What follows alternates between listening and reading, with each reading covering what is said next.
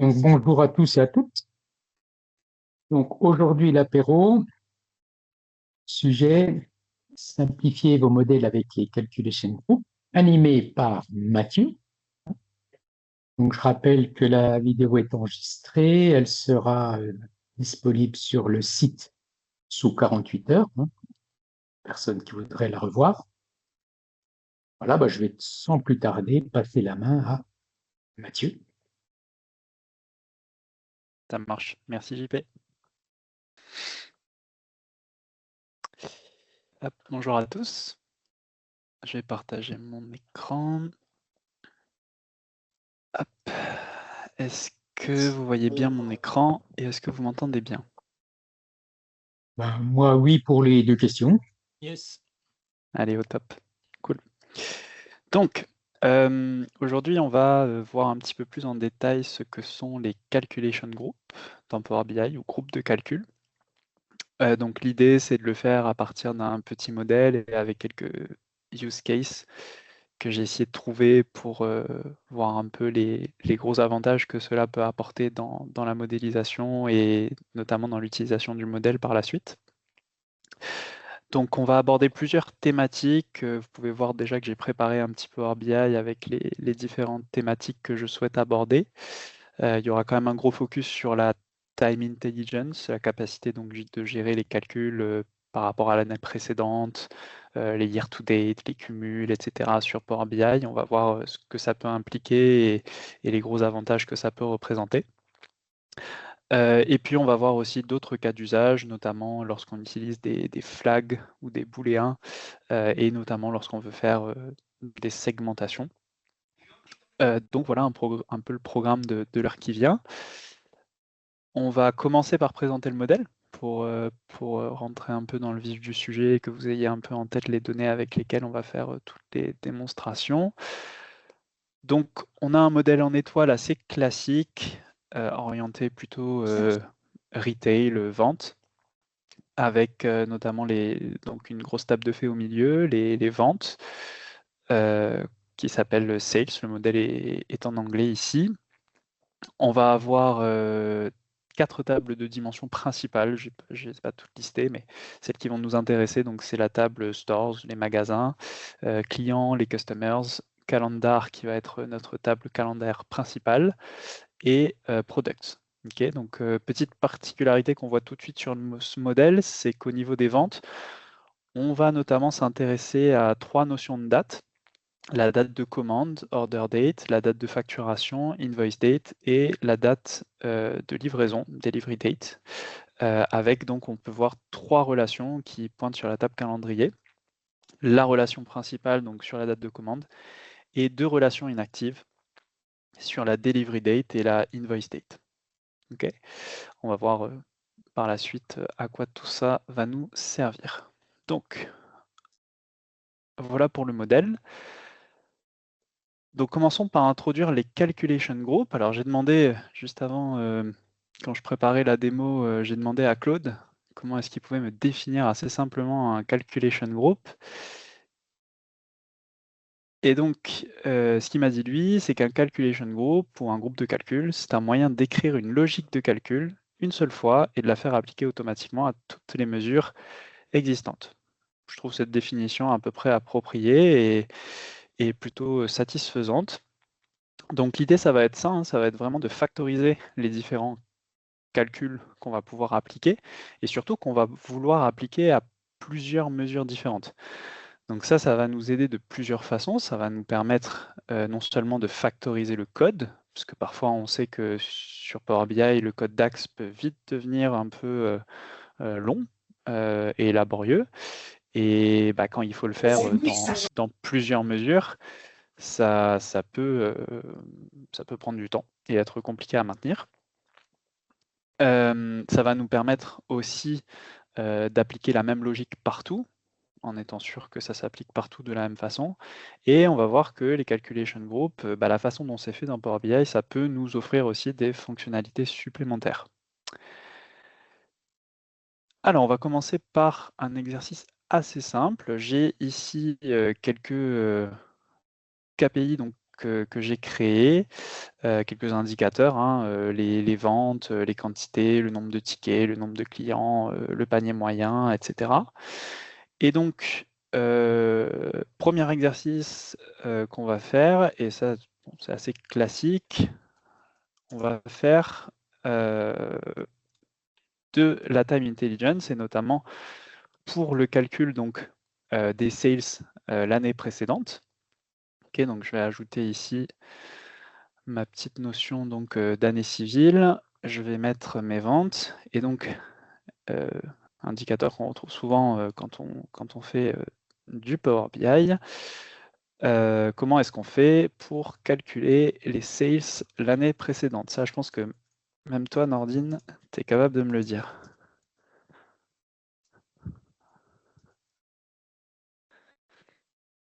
Alors, quelle est la fameuse fonction qui nous permet de calculer les sales l'année précédente?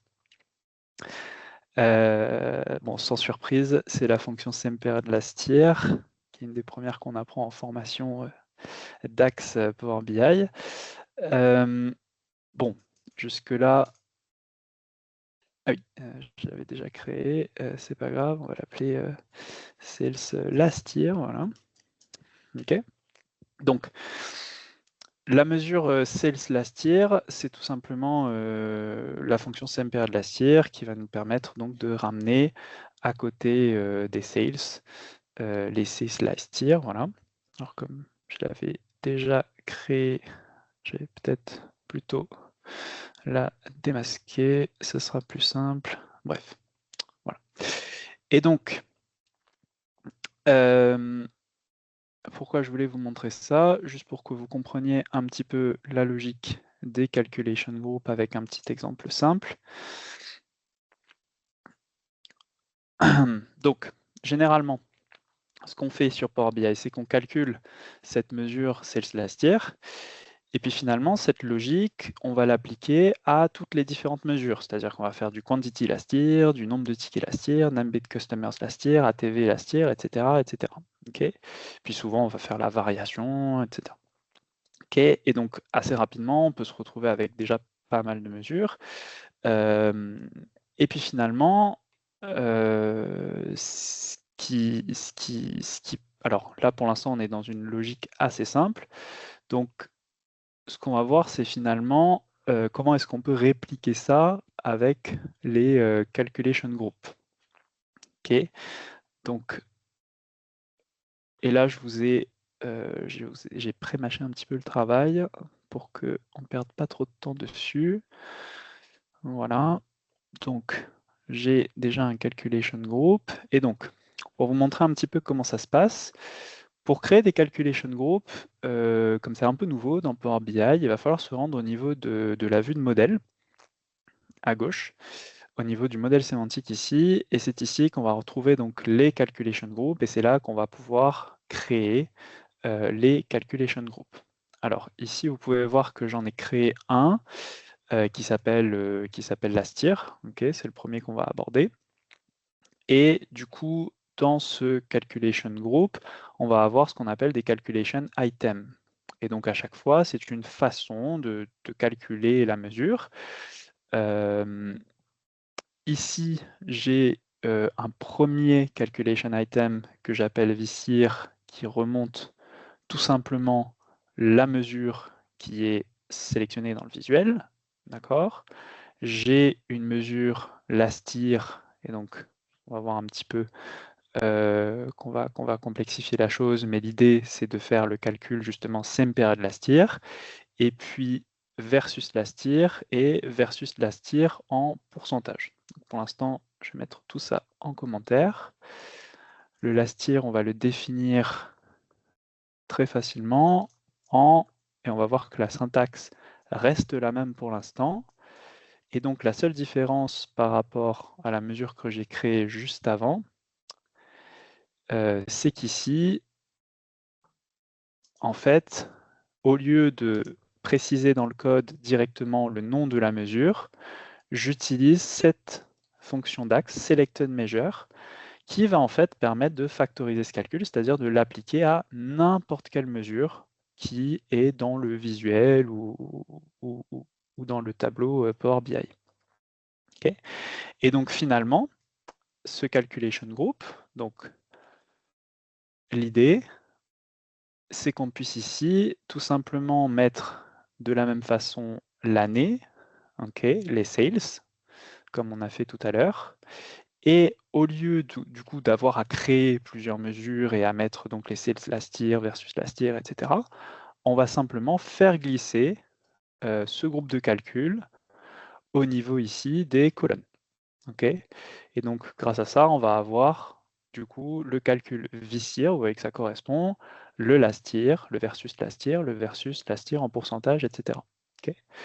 Le gros avantage ici, par contre, c'est qu'une fois qu'on a fait ça, on peut l'appliquer à n'importe quelle mesure. C'est-à-dire qu'ici, si au lieu de mettre les sales, je mets les quantities, bah en fait, ça fonctionne. D'accord? Et donc, c'est l'avantage, c'est que je n'ai pas besoin de recréer toutes les mesures et toute la logique. Okay, à chaque fois, j'ai le calculation group qui me permet tout simplement de ramener mes calculs. Donc, au niveau de la syntaxe, l'avantage aussi, c'est qu'ici, une fois que j'ai défini le last year en précisant donc quel est le calcul du last year, au niveau du calculation item suivant, je n'ai pas besoin de refaire le calcul du last year. Vous voyez ici, je peux finalement utiliser ce calculation group comme si c'était un paramètre de filtre en fait directement. Donc ici, quand je vais calculer le versus last year dans mon calculation group, je peux utiliser directement cette syntaxe, c'est-à-dire aller récupérer le calcul l'année précédente. Et ensuite, si je veux faire des conditions, etc., je peux le faire. Et c'est pareil ici au niveau du calcul en pourcentage, je peux directement utiliser mon calcul précédent. Okay. Alors, une fois qu'on a fait ça, on peut aussi on peut quand même avoir des mesures, parce que parfois on a besoin d'avoir du reporting, on a besoin quand même d'avoir des mesures séparées. Quand on veut afficher par exemple le last year pour certaines mesures, mais pas pour d'autres, on peut avoir envie d'avoir quand même le choix de créer ces mesures. Et donc, l'avantage aussi pour les utilisateurs métiers, c'est qu'une fois que ces groupes de calcul sont calculés, eux vont pouvoir aussi les appeler directement dans des formules calculate. Donc ici, finalement, les utilisateurs métiers qui ne connaissent pas finalement forcément la fonction CMPR de last year et qui ont peut-être du mal à faire les différents calculs de versus last year en pourcentage, etc., bah, plutôt que de faire appel à tout ça, ils peuvent directement ici appeler le calculation group qui a été créé. Et donc ça va permettre aussi de factoriser les différents calculs parce que finalement, toutes les mesures last year qu'on va créer, ben, on va pouvoir directement faire appel au calculation group. Ok. Est-ce que vous avez des questions à ce stade? Non? Est-ce que tout ça c'est clair? Ça va? Pour l'instant, c'est clair. Ouais. Donc, ouais, une fois que ça c'est dit, donc le gros avantage ici, et donc c'est l'exemple que j'ai prévu de vous montrer, c'est que, alors, parfois, on peut avoir des calculs par rapport à l'année précédente qui deviennent plus ou moins complexes au fil du temps. Donc on va se positionner ici dans le cadre d'une analyse justement retail, où typiquement on a un calendrier spécifique en fait. On a un calendrier spécifique, ce qu'on appelle souvent un calendrier commercial, où en fait on a des années et on a des mois et on a les jours qui ne correspondent pas forcément aux mois en fait. C'est-à-dire qu'ici, si je fais le tri et que je sélectionne par exemple une seule année 2022, bah, par exemple, on peut voir ici que au niveau du calendrier commercial, en fait, le dimanche 2 mai, il est dans le mois d'avril 2021. Okay.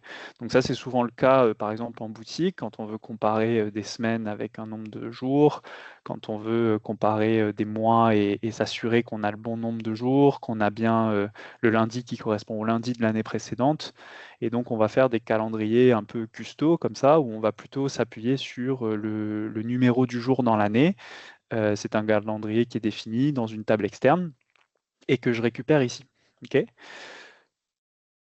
Et donc tout ça, ça va vachement influencer le calcul du last year, parce que finalement, quand on veut faire un calcul sur l'année civile, il n'y a pas de problème, Power BI il a les fonctions pour. Mais là, par exemple, quand on veut faire un last year par rapport à ce calendrier, en fait, la logique, elle est pas bonne. C'est-à-dire que le same period last year classique de Power BI, ce qu'il va nous faire, c'est qu'il va tout simplement prendre le spectre de date et aller les chercher l'année précédente. Sauf que l'année précédente, c'est pas dit que le 5 avril tombe un lundi, en fait. Okay. Donc finalement, ce qu'il faut faire, plutôt que d'utiliser ces dates, ce qu'il faut, c'est récupérer les différents jours dans l'année correspondants et aller les chercher dans le passé. Okay. Donc le but de cette démo, c'est pas de vous montrer comment arriver à cette logique, mais plutôt de vous montrer que parfois, en fonction des besoins métiers, on peut avoir des calculs last year un peu plus complexes que du simple same period last year. Et c'est ce que j'ai fait ici. Donc ici, si on explique un petit peu la logique, finalement, on a deux options. C'est-à-dire qu'on va avoir l'option du calendrier civil, où on va avoir finalement un same period last year relativement classique ici. Okay, il s'agit de la première partie, si le calendrier est civil. Et en revanche, si on est sur un calendrier retail, là, on est sur un calcul qui est beaucoup plus complexe. Okay, où on va vraiment chercher les jours, etc. Et on va faire notre comparaison. Okay. Alors, le gros avantage ici d'utiliser les calculation groups, et là on commence à se rendre compte pourquoi c'est intéressant, c'est que finalement ce calcul de last year, je ne l'ai qu'à un seul endroit. En fait, je vais pas avoir besoin de le faire dans toutes les mesures, je vais le faire uniquement là, et finalement, ce qui va se passer, c'est que de toute façon, soit je fais appel à ce calculation group directement dans mes visuels, ou soit je vais créer des mesures qui s'appuient sur ce calculation group à chaque fois, en fait. Donc ici, je factorise l'ensemble de ce code qui est assez volumineux et qui aurait été assez laborieux à mettre en place et à maintenir dans chacune des différentes mesures. Hop. Alors, ce que je vais faire donc maintenant, c'est vous faire une petite démonstration pour que finalement vous puissiez voir un peu comment tout ça se matérialise. Donc, si je viens directement ici, OK. Donc au niveau de ma mesure sales last year, pardon, je récupère bien le calcul de mon calculation group. Et donc finalement, ce qui va se passer ici, on a à gauche l'année civile et les mois civils, on a à droite l'année retail et ici les mois retail. Donc on voit bien que les données ne correspondent pas, c'est-à-dire qu'ici, et c'est normal, hein, ça correspond à deux calendriers commerciaux différents avec des jours différents, mais on voit par conséquent que la mesure last year va bien chercher les bonnes données à chaque fois, c'est-à-dire qu'ici on a bien 238 millions, 238 millions, 133 millions, 133 millions, etc. Et de l'autre côté ici, c'est pareil, on voit bien qu'on va bien chercher les bonnes données en face de chaque année. Et pareil ici sur les mois, hein, quand on regarde par exemple 2020-04, on voit bien que ça correspond au 2019-04 au sens retail, okay, avec ses particularités et ses dates, etc. Et donc, le gros avantage ici, c'est que finalement, cette factorisation, on va pouvoir s'en servir au niveau des quantités, du nombre de tickets, etc. Parce que finalement, le groupe de calcul ici peut fonctionner vraiment comme un axe d'analyse. Okay. Est-ce que vous avez des questions à ce stade. Non, pareil, c'est clair.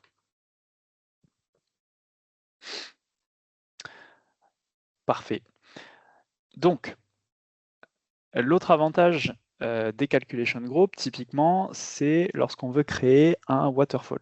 J'avais déjà fait une démo lors d'un précédent apéro Power BI justement sur les waterfalls, sur les bridges, pour voir un petit peu l'intérêt. Alors, ici dans Power BI, lorsqu'on veut justement créer cette notion de waterfall, on est souvent un petit peu embêté parce que finalement, avec le visuel natif, et ben, si on met le sales last year et le sales et qu'on essaie de mettre par exemple l'année civile ou bref, si on essaie de mettre une catégorie pour voir comment ça se décline, et ben, je ne sais pas si vous avez déjà essayé, mais bref, on n'arrive pas au résultat qu'on souhaite, c'est-à-dire d'avoir l'année précédente d'une part, l'année qui vient d'autre part, et d'avoir finalement la décomposition de la variation selon les différents axes d'analyse. Okay, c'est un résultat qu'on n'arrive pas à avoir nativement. Alors on peut avoir des custom visuels qui permettent de le faire, hein, notamment le Simple Waterfall qui peut permettre de le faire. Mais bon, comme c'est un custom visuel, on n'est pas à l'abri qu'un jour ils deviennent payants. Ça, c'est toujours un petit peu embêtant. Et donc, un des gros avantages des calculation group, c'est qu'il va permettre donc de réaliser nativement ce genre de visualisation. Ici, la technique, elle est assez simple, hein, on va le refaire ensemble. Je sélectionne mon waterfall. Je vais mettre directement mon groupe de calcul en catégorie. Okay, donc ici, c'est le last year. Alors, je ne vais pas prendre tout, hein. L'idée là, ici, c'est de partir du last year et d'arriver au this year. Donc, je sélectionne uniquement ces deux éléments. Je choisis mon indicateur, donc ici, les ventes. Et finalement, je vais choisir mon axe d'analyse. Donc, par exemple, ici, les lignes de produits. Et donc, après, il ne faut juste pas oublier d'ordonner selon le groupe de calcul pour arriver, donc pour partir du last year et arriver à this year. Et voilà, et donc on a notre décomposition last year, this year, selon les axes d'analyse. Et donc on va pouvoir faire selon les lines, selon les brands, selon les catégories, bref, peu importe finalement, on peut utiliser les field parameters pour dynamiser l'indicateur et finalement l'axe d'analyse. Et là, on a un waterfall qui peut être entièrement dynamique et qui utilise directement le visuel natif de Power BI. Et donc ça, c'est plutôt pas mal. Des questions dessus? Non. Yes. Jonathan. Juste une remarque, c'est-à-dire on ne peut pas le faire avec le visuel natif. Tu m'avais montré, donc depuis je sais faire, on peut le faire, Oui. mais c'est pas du tout pratique. Voilà. Oui, c'est ça. C'est pas du tout pratique parce qu'après les filtres sur la page, ils sont en contradiction avec ce qu'on affiche sur le reste de la page. En gros, si Ouais. tu choisis 2022 sur ta page, pour le visuel, pour qu'il marche, tu es obligé de choisir 2 années en fait. Et donc du Oui, coup, c'est bah, ça. ça fout la pagaille dans les filtres, quoi. Ouais, c'est ça. Donc effectivement, oui, c'est ça. C'est plutôt dans le sens, dans ce qu'on va faire dans la page et au niveau de l'analyse, où effectivement, on peut y arriver à travers des moyens détournés, comme tu dis. Donc en faisant des magouilles, en faisant des tables spécifiques qui vont se filtrer différemment, enfin bref, en faisant un peu de la magouille. Et, ou avec des switches, par exemple, en créant une table déconnectée avec la STIR-VCIR et en faisant des switches, par exemple, ça peut marcher aussi. Mais effectivement, il n'y a pas de, enfin, c'est pas, quand je disais, c'est pas natif dans le sens où c'est pas direct, quoi. C'est pas des solutions directes et utilisables. Il faut à chaque fois trouver un peu des moyens détournés. Là, c'est vrai que l'avantage, c'est que pour le coup, grâce au Calculation Group, c'est rendu beaucoup plus simple et utilisable en direct. Ok. Donc voilà. À ce stade, j'espère que vous êtes déjà convaincu des calculation group. Moi, ça pourrait me suffire, mais on va pas s'arrêter là.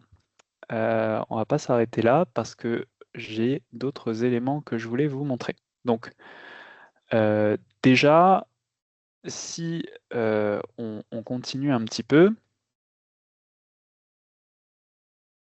hop, alors, là, ça va devenir un peu intéressant.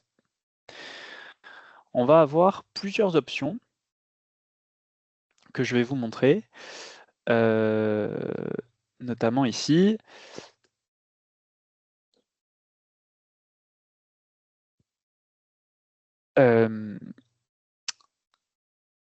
Donc, au-delà, en fait, de la capacité, voilà, de gérer le last year, les variations, enfin voilà, tout ce qu'on a vu, au niveau de la time intelligence, ça va aussi vachement simplifier la gestion des différentes dates et la gestion aussi de la notion de cumul.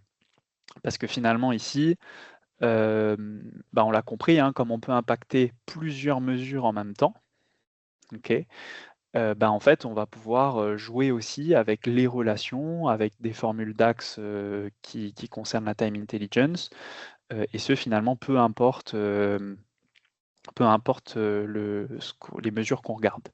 Donc là, ici, je vous ai fait un petit cas d'usage où typiquement, j'ai cette analyse qui me permet de voir l'évolution des ventes donc par mois et en bas par date. Okay. D'ailleurs, par défaut, c'est plutôt comme ça en fait, voilà, au jour le jour, donc les ventes par date. Et donc, j'ai ajouté deux options disponibles donc pour les utilisateurs. Ici, une première qui permet de définir la date d'analyse. Donc, est-ce que c'est la date d'order, la date de delivery, donc la date de livraison, ou la date d'invoice, en fait. Et donc, je vais pouvoir directement switcher entre les trois dates.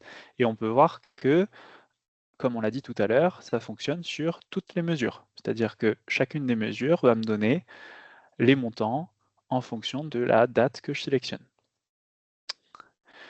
Je vais avoir aussi une notion de cumul aussi. Est-ce que je veux un cumul mensuel? Est-ce que je veux un cumul quarter to date, donc trimestriel? Est-ce que je veux un cumul year to date, donc annuel? Et est-ce que je veux un cumul past to date, c'est-à-dire de tout temps? Voilà.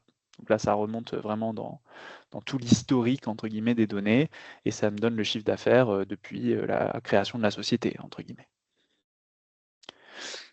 OK.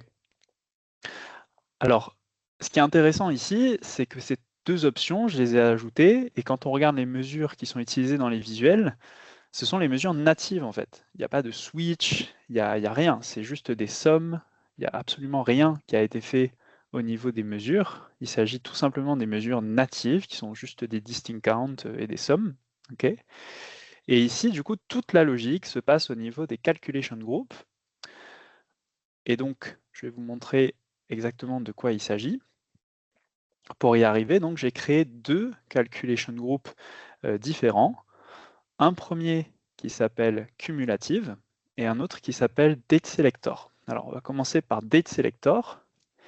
Ici, je vais tout simplement activer ou désactiver les mesures en fonction de l'option qui est précisée. Donc, mon calculation group s'appelle date selector. Et au niveau des items, j'en ai trois. Order, en fait, qui utilise la relation par défaut du modèle. Donc ici, je n'ai rien besoin de faire, car c'est la relation qui est active par défaut. Delivery, en fait, je vais tout simplement activer la relation entre la table calendrier et la date de livraison. Et invoice, du coup, j'active la relation entre la table calendrier et la date d'invoice. Et donc finalement ici, même au niveau de l'expérience utilisateur, on a quelque chose de vraiment hyper chouette parce que pour toutes les mesures, je vais pouvoir tout simplement choisir quelle date est celle de référence au niveau des ventes. Okay. Juste avec cette technique. Et donc pour l'autre calculation group, on va avoir ici une option de cumul où de la même façon, en fait, je vais avoir en fait tout simplement les mesures de month to date, les mesures de quarter to date, les mesures de year to date, et le past to date qui du coup va juste chercher toutes les dates du passé, qui vont être différents calculation items, et qui vont donc s'appliquer à toutes les mesures, et donc par conséquent qui vont appliquer un cumul sur toutes les mesures qui apparaissent dans mes visualisations.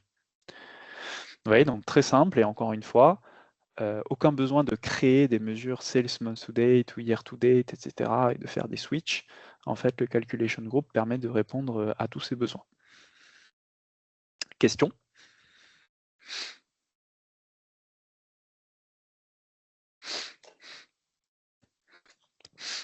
Ça va, enfin, je sais pas si ça vous plaît jusque-là, mais C'est très intéressant. ouais, déjà là, Yes, moi, hyper intéressant. quand j'ai trouvé ça, enfin, quand je me suis rendu compte de la puissance que ça avait, je me suis dit, ah, bah, enfin, c'est fou, quoi, parce que pour le coup, là, quand on pense au last year, aux différentes dates, aux options de cumul, et quand on pense à toutes les mesures qu'on pouvait créer avant dans Power BI pour répondre à tous ces besoins, là, déjà, finalement, on passe à 5 mesures au lieu de 50, quoi. Parce que finalement, ça peut vite en faire beaucoup. En vrai, dans les projets, je trouve qu'on continue quand même de beaucoup en faire de mesures, tu vois, liées au calculation group, je veux dire. Mais parce que Oui, dans c'est sûr. l'approche, quand on veut faire des visuels où on mélange certaines choses, c'est plus Ouais, pratique que le calculation group lui-même. Mais c'est ça. voilà, c'est pas dans tous les projets que c'est le cas.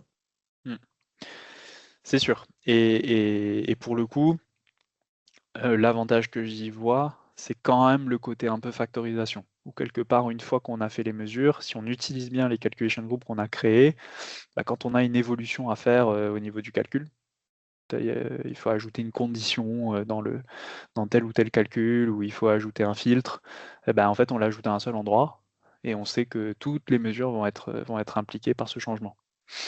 Et donc ça, c'est plutôt pas mal aussi. Et puis derrière, même les utilisateurs qui se connectent en live connection, s'ils ont besoin d'une mesure en plus, c'est plus facile de les créer en utilisant un calculation group existant. Parce que finalement, ils voient tout de suite quels sont les calculs qui sont dispo, le résultat que ça fait, et donc s'ils ont besoin de faire la mesure directement, il suffit qu'ils connaissent la fonction calculate et c'est bon, quoi. Ouais, Jonathan. Je pense un truc qui pourrait être intéressant, je ne sais pas dans quelle mesure c'est possible. Pour l'instant, c'est pas possible, je pense, mais c'est justement de pouvoir un peu documenter ces calculation groups pour les utilisateurs finaux. Parce que là, quand on passe la souris sur calculation ou qu'on choisit le calculation, il va venir dans le filtre, mais en gros, on ne sait pas trop ce que c'est. Tu vois, contrairement aux UDF où on peut commenter et avoir un truc clair, bah, le calculation group, je trouve qu'il lui manque ça. Donc ça pourrait être Ouais. bien qu'un jour Bah, après, Microsoft nous fournisse un truc chouette. tu peux mettre des choses au niveau de la description. Oui, ici directement. Ouais, c'est ça, ici. Mais c'est vrai qu'après, et ça va apparaître en infobulle quand ils seront en live connection, mais c'est tout. Et c'est vrai qu'il n'y a pas d'éléments associés directement aux différents calculs. Ouais, ouais. Je ne sais pas si après, par contre, peut-être que c'est possible. J'ai jamais testé, mais je pense qu'en vrai, c'est possible aussi de faire une nouvelle colonne dans le calculation group, finalement, où tu appelles, je sais pas, calculation comment, Mhm. et où potentiellement tu ferais un switch sur le calculation. Hop là, pardon. Et par exemple, pour le month to date, tu mettrais cumul du mois, voilà, par exemple. Mhm. Et donc, ça, typiquement, après, un user, bah, s'il est connecté au modèle, il pourrait, voilà, il pourrait voir la Yes. description associée au calculation, par exemple. Et ça fonctionne, je crois, même quand on met la mesure à côté, quoi. Enfin, ça fonctionne encore. Et donc ça pourrait permettre peut-être d'ajouter une petite description. Ouais. Ouais, c'est une bonne idée, ouais. Et tu peux utiliser Calculation Common comme filtre directement. Oui, en plus, oui. Ouais. Ouais, complètement. Oui, c'est-à-dire qu'on peut aussi avoir un code technique pour le calculation et avoir un nom un peu plus élaboré quand il s'agit de le montrer visuellement, aussi. Carrément. Hop. Ok, donc prochain petit use case, c'est un use case que j'aime bien. Il s'agit d'une analyse de top doors. Ok.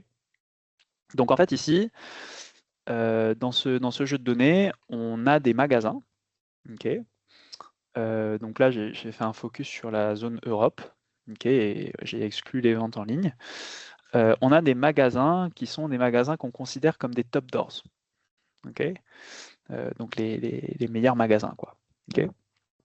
Et donc, ça, c'est quelque chose qu'on retrouve souvent dans les modèles. Hein, quand je vais voir dans la table des magasins, finalement, c'est juste une colonne qui nous dit est-ce que ce magasin, c'est un top doors ou pas. Voilà, est-ce que c'est un des top magasins ou pas, en fait. Et donc, on voit là, par exemple, ce magasin, c'est yes. Voilà, lui, c'est un top magasin. Et puis celui-là, c'est no.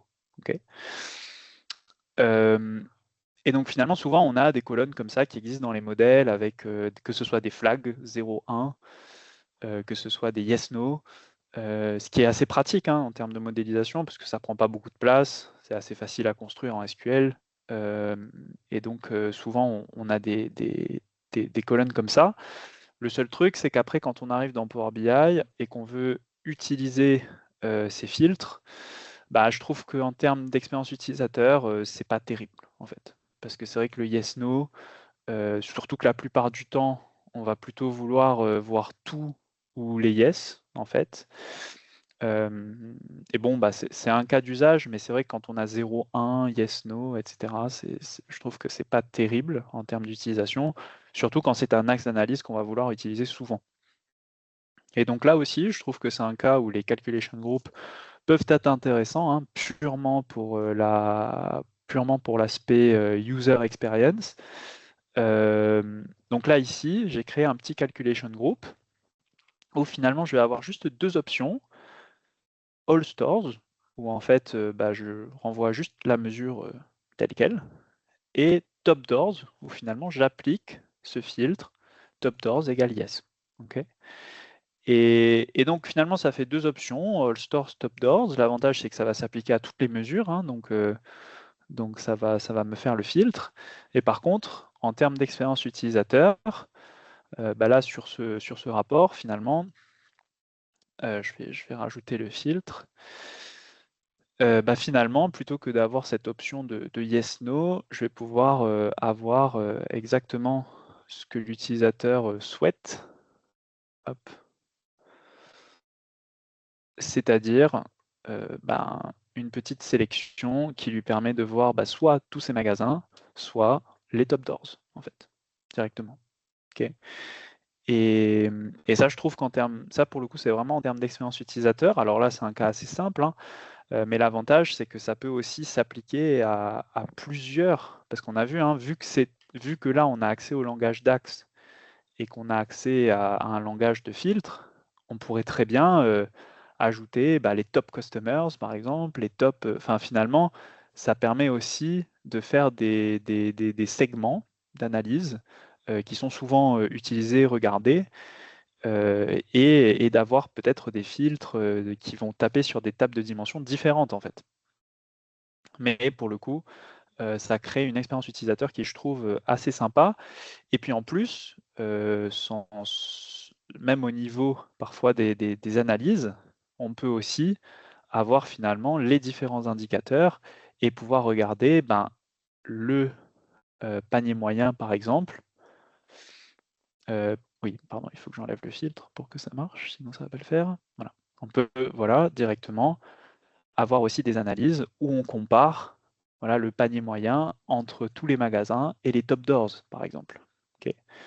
Et donc ça peut être aussi intéressant d'avoir finalement tous les indicateurs selon les différents segments, voir la proportion de tickets qui sont dans nos top doors versus la proportion des ventes ou la proportion des clients. Okay. Et c'est vrai que ça peut aussi avoir parfois un intérêt. Pareil, des questions sur cet aspect-là.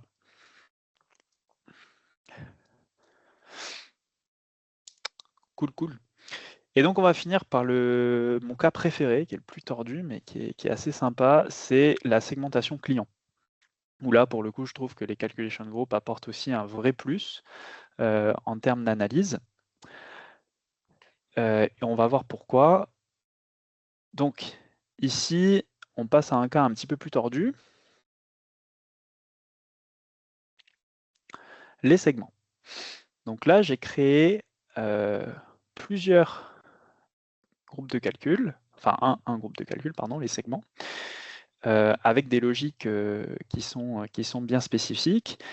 Et là, je crée directement tous mes calculs directement dans les calculation items. Alors, bon, j'ai pas optimisé, j'ai pas trop factorisé, j'aurais pu le faire effectivement, parce que là, c'est vrai, vous allez voir que ça peut paraître un petit peu redondant parfois.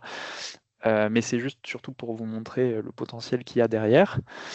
Donc, je définis finalement mes différents clients comme appartenant à 4 catégories principales.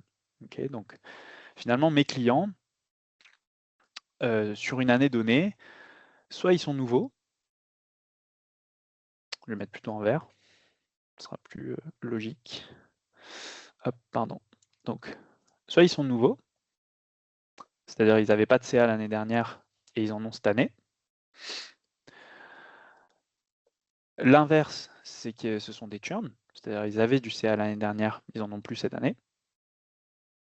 Et ensuite, pour tous les clients existants, c'est-à-dire qui avaient du CA l'année dernière et qui en ont cette année aussi, bah soit ce sont des upsells, c'est-à-dire qu'ils ont généré plus de CA cette année par rapport à l'année précédente, soit ce sont des downsells, c'est-à-dire qu'ils ont généré moins de CA par rapport à l'année précédente. Okay. Donc ça, ce sont mes différents types de clients. Et donc, finalement, je vais définir ces clients directement dans les calculation groups. Donc, ce que je commence par faire ici, c'est de finalement définir les différents clients. Donc, vous voyez, je commence par filtrer la table des clients en disant, bah, par exemple, ici, les new, bah, c'est ceux qui ont des ventes cette année et qui n'en ont pas l'année dernière. Okay.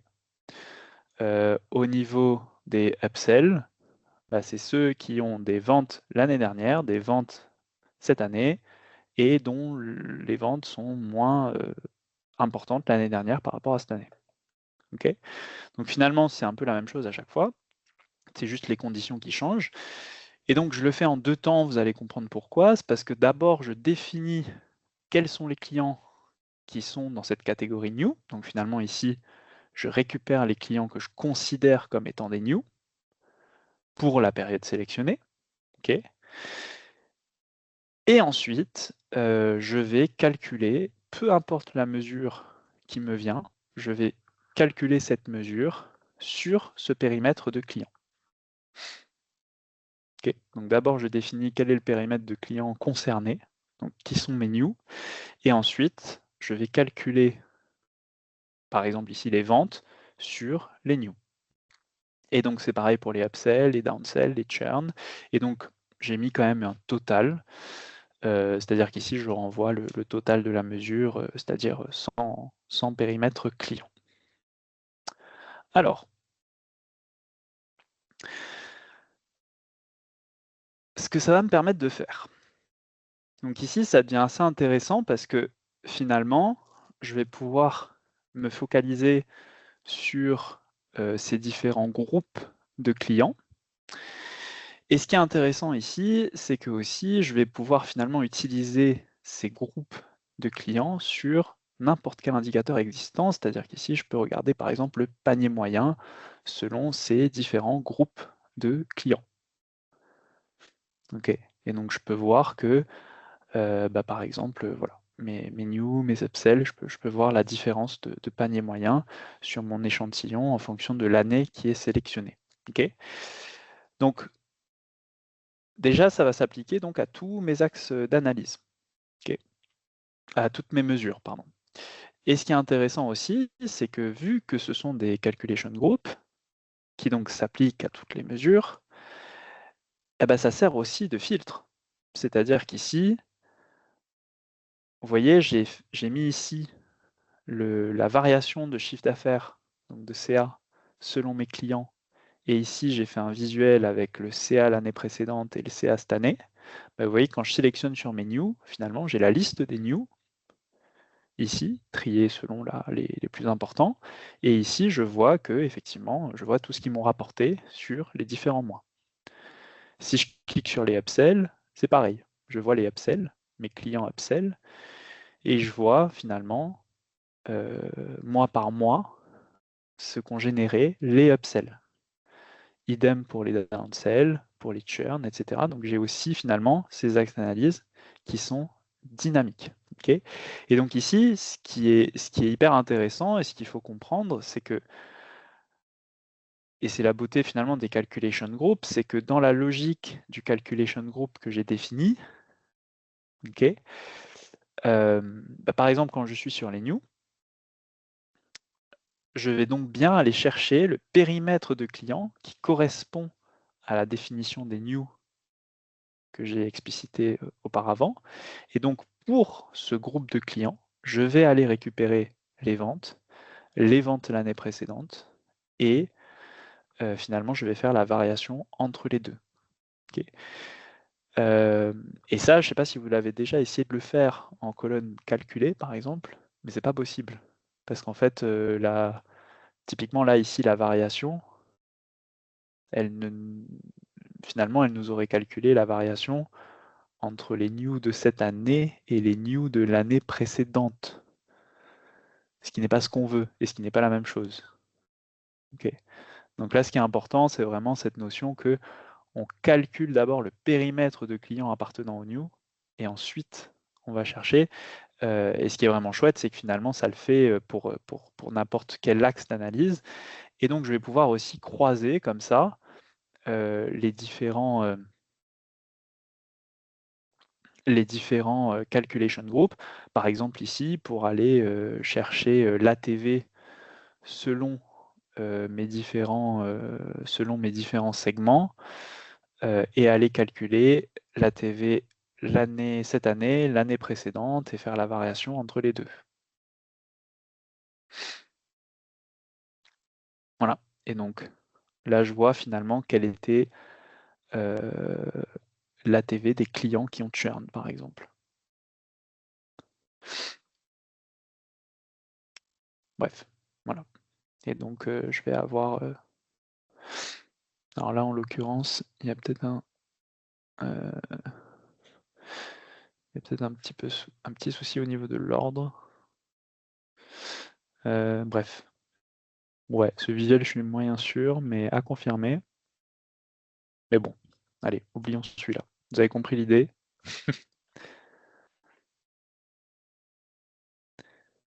C'est vrai que la TV... ouais, non, mais bref, voilà. Est-ce que vous avez des questions? Kevin? Ouais, j'ai une petite question. Merci beaucoup pour tout ce que tu nous présentes depuis tout à l'heure, Mathieu. J'imagine que l'un des risques des calculation groups, finalement, c'est que c'est tellement génial qu'on a envie d'en mettre un petit peu trop et qu'au bout d'un moment, on risque de superposer des couches de filtres qui risquent d'impacter nos performances. Là, par exemple, dans cet exemple qui est trop bien d'un point de vue marketing, parce que ça veut dire faire une segmentation à la volée sans aucun précalcul, etc. J'ai vu que tu avais un value sur le Customer Key. Est-ce que tu as déjà constaté dans cet exemple précis, par exemple, des limitations à partir d'un certain volume de clients? Je sais que tu as pas mal bossé là-dessus. Carrément. Et c'est pour ça que là, finalement, c'est un exemple qui fonctionne là, comme on est sur une petite volumétrie. Donc finalement, l'idée, par exemple, quand on va être sur une plus grosse volumétrie, ça va être quand même peut-être de précalculer, par exemple, les différents segments en fonction des années. Ensuite, on va pouvoir utiliser la même logique, par contre, pour pouvoir propager les différents calculs grâce au calculation group. Finalement, on va garder la même logique. C'est juste effectivement cette partie-là qui va être remontée en amont. C'est-à-dire que au lieu de faire les calculs directement à la volée, notamment ici avec les différentes variables, finalement, on va filtrer tout simplement les values de customer par rapport à un flag qu'on aura déjà calculé, par exemple. C'est ça. Ok. Du coup, tant que ça passe en termes de performance, on va dire qu'il peut le plus, qu'il peut le moins peut C'est le ça. plus dans ce C'est cas-là. ça. Et dès qu'on a Ouais. des soucis de performance, il faut bien identifier dans nos C'est différents ça. calculation groups qu'est-ce qui peut être un peu plus coûteux, quoi. C'est ça. Merci Donc, beaucoup. effectivement, plus on va aller loin en volumétrie, plus il va falloir faire attention un petit peu à la complexité de ce qu'on met dans nos calculation groups. Mais par contre, là où c'est très intéressant, c'est que moi, par exemple, même dans les sujets où il y a beaucoup de volumétrie, c'est quand même quelque chose que j'utilise peut-être au départ du projet pour valider les règles métiers clients. Parce que pour le coup, je peux le faire en Ouais, direct, complètement. je peux changer les règles, je peux valider les règles avec le client sur un petit périmètre. Et une fois que c'est validé, bah, si les performances sont limitées à cause de la volumétrie, bah, c'est pas grave, juste il suffit de remonter ces règles en amont. Mais on peut garder quand même la logique de calculation group derrière pour factoriser. Voilà. C'est très clair. JP? Oui, par contre, c'est toujours le combat entre performance et souplesse, parce que si on précalcule, on va perdre aussi des possibilités de filtrage, c'est-à-dire les churns sur une carré. Parce que pour une catégorie donnée, tu peux être churn et dans une autre, tu peux être upsell. Si Ouais, tu fais un ouais, précalcul, carrément. si tu fais un précalcul, tu peux pas faire forcément sur toutes les variantes de possibilités de filtrage. C'est ça, c'est ça. Donc là, en l'occurrence, j'ai figé le calcul, c'est-à-dire que je définis le statut du client par rapport vraiment au client et par rapport à l'année, en fait. Ce qui fait que du coup, si un client est churn, même si, s'il est downsell, même par exemple sur un produit où il serait par exemple, ce serait la première fois qu'il achète ce produit, bah, il serait quand même, son statut serait quand même downsell. Parce que finalement, tout ça c'est calculé de façon figée. C'est pour justement éviter que bah, quand on va à un niveau de détail dessous, qu'on ait des écarts et que le total ne corresponde pas en fait. Typiquement ici, si j'ajoute l'area sous le calculation, j'ai quand même envie que quand j'aille dans le détail des new, bah, finalement par area, oui, attends, mauvais exemple parce que j'ai filtré sur un area, on va mettre le pays plutôt. Là ici dans ce cas de figure, j'ai quand même envie que le total corresponde. Donc ici en fait si on fait la somme de tout ça, on retombe bien sur 24 millions. Voilà. Et donc c'est pour ça que j'ai figé. Mais effectivement, les calculation groups peuvent permettre aussi d'avoir, si on enlève là les all except, on a quelque chose de complètement dynamique en fait. Voilà. Et là, effectivement, le fait de précalculer, ça va aussi enlever une certaine dynamicité. Donc finalement, on revient sur cette notion de compromis entre interactivité et précalcul, quoi. Et performance, du coup. Jonathan? Ouais, j'allais dire pour les new quand même, c'est peut-être le seul truc où on peut faire un flag assez facilement dans la table de fait. Oui, oui, Parce que clairement. du coup, lui, en fait, il est new. Voilà, on peut le flaguer sur toutes les lignes de la table de fait, il sera tout le temps new. Par contre, je rejoins Jean-Pierre, il peut être new au global, mais si par exemple tu prends que certains mois de l'année, bah pour le coup, si on dit il est new au début de l'année, je sais pas, sur un produit, puis il rachète un autre produit à la fin de l'année, ça peut tout de suite se complexifier. Donc en fait, Oui, je pense que ça dépend surtout des règles qu'on va nous donner c'est et ça, qu'on veut mettre en place. Mais il y a des c'est cas ça. où on peut clairement mettre des flags. Mais ce que JP voulait dire, je pense, et là où je le rejoins, c'est que par exemple, tu vois, quand par exemple t'as des marques différentes ou tu as des régions différentes, bah, finalement un client il peut ne pas être new, c'est-à-dire que le client il existe depuis 2020, mais peut-être qu'il va faire son premier achat pour telle marque en Ouais, 2023.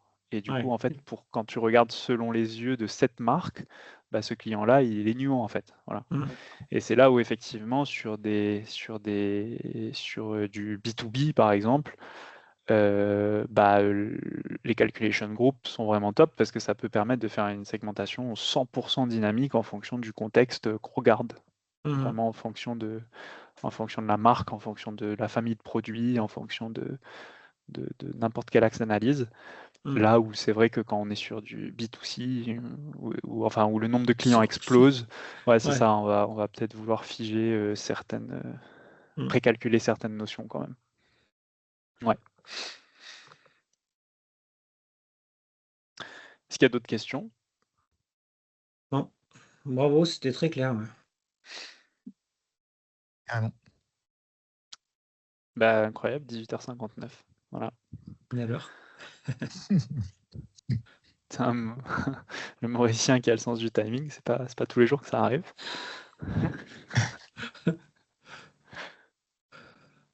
Bon, et ben c'est top. Merci. Merci du coup. Alors, merci Mathieu. Ouais, donc, Ouais, avec Merci Mathieu. plaisir. donc je rappelle simplement que l'heure de prestation de Mathieu a été enregistrée, qu'elle sera mise à disposition sur le site, comment dire, dès ce week-end, hein, que vous pourrez la télécharger, ceux qui souhaiteraient revisionner ça. Hein. Et donc les apéros, c'est le premier de cette année, hein, donc on est reparti sur un rythme de 1 tous les 15 jours. Hein. Donc voilà, n'hésitez pas à aller sur le site de DataPulse pour voir le programme. Hein, vous y êtes déjà certainement allé pour pouvoir vous inscrire sur les prochains. Voilà. Au top. Merci. Bah, Allez, merci à tous. Merci Bonne soirée à à tout le tous. monde de votre Et bon présence. match. Et à Bonne bientôt. soirée à tout le Ouais. monde. Salut. Bon match à Ciao. tous. Ciao.